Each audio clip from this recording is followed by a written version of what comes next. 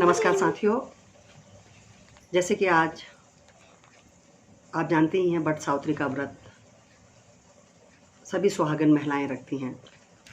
मैं इस उपलक्ष्य में हमारे देश की बेटियां, बहनें और माताएं जिन्होंने भी वट सावित्री का व्रत रखा है, उनके अखंड सौभाग्य की कामना करती हूँ।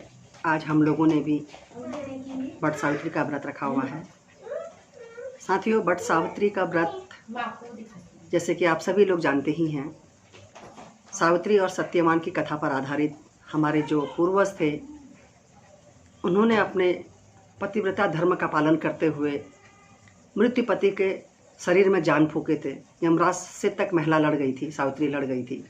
तो उसी का ये प्रचलन आज तक हमारी सौभाग्यवती जो महिलाएं होती हैं, जो सुहागिन महिलाएं होती हैं, उन महिलाओं ने माता सावित्री से ये सीख करके ये व्रत प्रचलन में आया।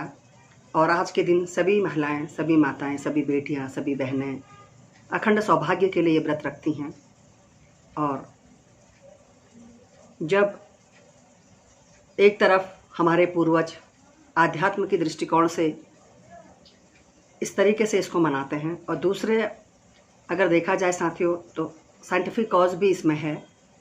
आज हमारे पर्यावरण की दृष्टि से किसी भी पेड़ पौधों को, चाहे वो बट वृक्ष हो, पीपल वृक्ष हो, जो बहुत मात्रा में ऑक्सीजन देते हैं, इन वृक्षों के संरक्षण के लिए भी आज के समय इन वृक्षों को बचाव करने के लिए, इनका संरक्षण करने के लिए हम सभी लोग ये व्रत रखते हैं। और क्योंकि इस वक्त जैसे कि आप सभी जानते ही हैं, मई का महीना, भीषण गर्मी है। इस वक्त पौधे लग तो नहीं सकते हैं, लेकिन हम पौधों, जो लगे हुए पौधे हैं, जो लगे हुए पेड़ हैं, तो एक संदेश हम ये भी देना चाहते हैं कि हम उन पेड़ पौधों को पानी से सींच करके, जंगली आग से बचा करके हम उनका संरक्षण करने में भी अपना सहयोग देंगे। और आज के समय की नारी के कंधों पर दोहरी जिम्मेदारी है, घर गृहस्थी की, और वर्किंग लेडी हैं तो वो जॉब सेक्टर की, कॉर्पोरेट लेडी है तो हर तरीके से सामाजिक वर्कर है। तो कहीं ना कहीं आज माताएं पुरुषों से ज़्यादा व्यस्त है, और कहीं न कहीं समाज के प्रति आज महिलाओं का दायित्व बढ़ा हुआ है, बढ़ना भी चाहिए। घर परिवार, बच्चे, पति, सास, ससुर, इन तमाम जिम्मेदारियों का निर्वहन करते हुए आज नारी समाज में भी कुछ कर गुजरने की सोचती है और पुरुषों के कंधे से कंधा मिलाकर चलती है। तो पर्यावरण के दृष्टिकोण से मैं भी कई सालों से इस तरह के आयोजन करती हूँ, इस तरह के कार्यक्रम करती हूँ। चातुर्मास आते ही, जैसे बरसात आते ही हम लोग वृक्षारोपण करते हैं। और अब अंतर्राष्ट्रीय जो हमारा पर्यावरण दिवस आएगा, उस दिन हम लोग अपने लगाए हुए पेड़ पौधों की देखरेख करते हैं। और भीषण गर्मी होती है 5 जून को, जैसा कि आपको पता ही होगा। तो तब हम अपने लगाए हुए पौधों का मतलब उसके चारों तरफ, पेड़ के चारों तरफ तार बाड़ करते हैं। कितने पेड़ बचे, कितने आग के हवाले हुए, आग से बचाते हैं। ख़ास तौर से पहाड़ में चीड़ के जो वृक्ष हैं, इनसे जो चौड़े पत्ते वाले जो अन्य पेड़ हैं, या चीड़ के पे कोई भी वनस्पति हो, छोटे पौधे, राहगीरों से अगर माचिस से, और कहीं कहीं तो गांव में लोग घास के चारे की वजह से जंगलों को आग के हवाले कर देते हैं। तो मैं हाथ जोड़ के विनती करना चाहती हूँ कि इस तरह का जो पाप है, महापाप कहूँगी मैं, इस तरह का पाप ना करें। और अगर कहीं पर आग लगती है, आप फॉरेस्ट विभाग को फ़ोन करिए और अपने आसपास के लोगों को जागरूक करिए और पेड़ पौधों को बचाइए।